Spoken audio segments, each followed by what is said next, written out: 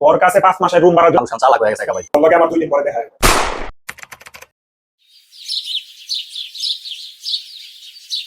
কিরে তোর তো কাজ বাজ ভালো না, 2 দিন হয়ে গেছে তুই আমার টাকা দিস নাই কে? বাড়িওয়ালা তো বেড়ে পড়ছে, তুই টাকা দিবি কবে? ভাই আপনারও তো আমি কইলামই ভাই, আমার অবস্থা বেশি ভালো না, টাকাটা কয়েকদিন পরে দিব। টাকা নাই মানে?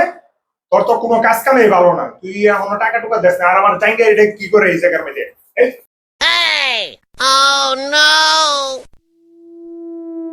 তুই আমার চিনিস? তোর মতো শরীরের ঘাড় মোটটা আমি খাইতে পারি। 101টা হত্যা আমার লগে সবসময় থাকে, আর তুই আমার অপমান করস। কিরে তুই আমার মুহে মুহে তর্ক করস? তোর সাহস বেড়ে গেছে গা, তোর তো জ্বালাই দিতে হইব। দাঁড়া, দিমু দিমু দিমু পুইরালাম একেবারে তোরে। যা যা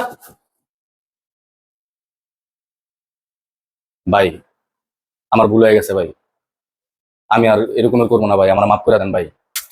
শরীফ, বাবা শরীফ, ঘরে আছো? দেখছ বাড়িওয়ালা পড়ছে ভাড়া নেওয়ার লেগে, আজকে যদি আমার কিছু কইছে তা তোর খবর আছে।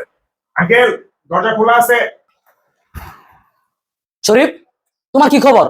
তোমারে ফোন দিলে ধরো না। তোমাদের তো 5 মাসের রুম ভাড়া পাই, 2 দিনের ভিতরে রুম ভাড়া দিতে হইব, নাহলে কিন্তু রুম ছেড়ে দিতে হইব।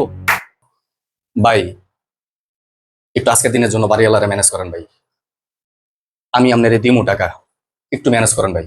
আজকে যদি বাড়িওয়ালা আমারে কিছু কয় পরে আমি পুরাই ফেলাম।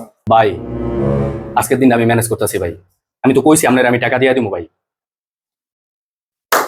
শরীফ, তোমার কাজ কাম ভালো না কিন্তু, নিচে থেকে খালি বারবার কমপ্লেন আসে, বুঝছো? টাকাটা কিন্তু দিয়ে দিও, টাকাটা কিন্তু দিয়ে দিও। শরীফ, তোমার রুমে মনে কিছু আছে, তুমি কালকে বিকেলে ভাড়াটা দিয়ে দিও, আমি গেলাম।